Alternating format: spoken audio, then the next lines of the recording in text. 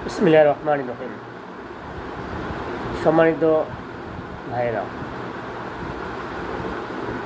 BNP Awami লীগের জায়গাটা সুন্দরভাবেই নিয়েছে।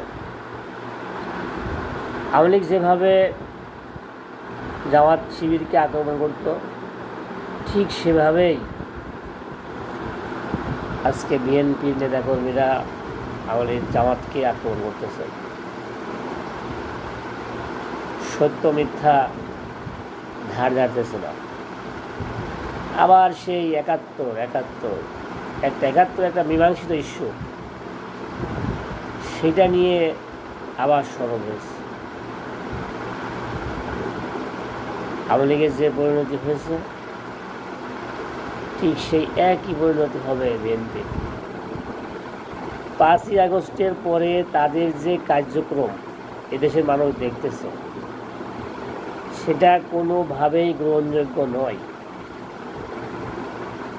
সরকারের সকল সিদ্ধান্তে তারা দ্বিমত করতেছে।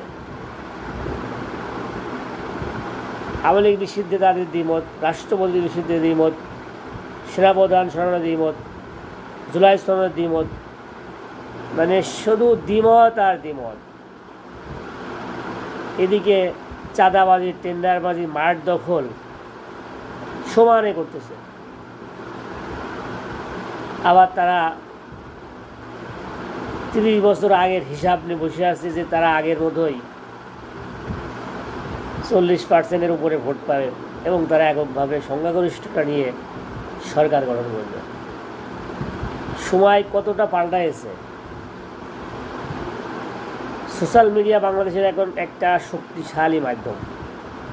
এখানে প্রতিদিন যে জরিপ হচ্ছে, বিভিন্ন কমেন্ট হচ্ছে, বিএনপিদের কথার প্রেক্ষিতে যে কমেন্টগুলো হচ্ছে, জামাতের নেতৃবৃন্দের কথাবার্তা ব্যাপারে যে কমেন্টগুলো হচ্ছে, সেগুলো দেখলেও তো কিছু আশ করা যায় যে না, পরিস্থিতি কতটা পরিবর্তন। যে কোনো একটা জরিপে 70-80 হাজার ভোট, সেখানে দেখা যাচ্ছে যে 80,000 প্লাস জামাতের পক্ষে সমর্থন।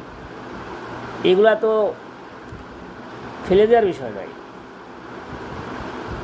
জনমত কী পরিমাণ পাল্টায়, চেঞ্জ হয়েছে। এখন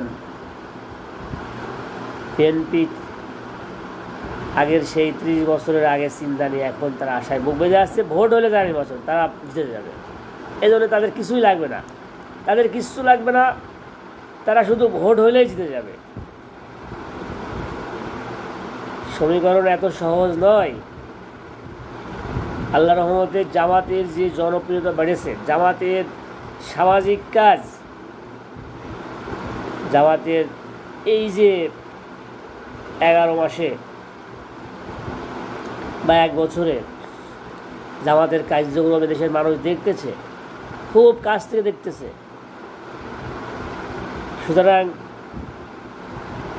আপনি আছেন 30 বছর আগের হিসাব নিয়ে, আসেন জনতার কাতারে, আসেন মানুষের খেদমত করেন, মানুষের পাশে আসেন। শুধু 71 নিয়ে পড়ে থাকেন না। জুলাই অভ্যুত্থানটা কে আপনি কেন এত ছোট মনে করতেছেন? জুলাই অভ্যুত্থানের সব চাইতে বেশি স্যাক্রিফাইস করেছে জামাত শিবির।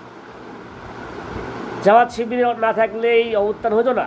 ছাত্র শিবির শেষ মুহূর্ত পর্যন্ত এই সংগ্রাম চালিয়ে গেছে। এরপরে সাধারণ মানুষ তাদের নেতৃত্বে নামছে, একই সত্য। সুতরাং 71 নিয়ে জাতি বিভক্তির সেই রাজনীতি আবার খেলা শুরু করেছেন। দক্ষিণপন্থীদের উত্থান হয়েছে বাংলাদেশে। দক্ষিণপন্থী কারা? এদেশের ইসলাম প্রিয় জড় মানুষকে দক্ষিণপন্থী বলতেছেন আপনি, তাদেরকে নেগলেক্ট করে কথা বলতেছেন। আগামী দিনে ইসলামপন্থীরা এদেশের নেতৃত্ব দিবে, এটা সত্য। সুতরাং আপনারা যাই বলেন, এদেশে ইসলামী শাসন ব্যবস্থা হবে, আল্লাহর হুকুম কায়েম হবে, এদেশের নিরাপদ থাকবে, এদেশের 18 কোটি মানুষ সুখে শান্তিতে বসবাস করবে ইনশাআল্লাহ। আসসালামু আলাইকুম ওয়া রাহমাতুল্লাহ।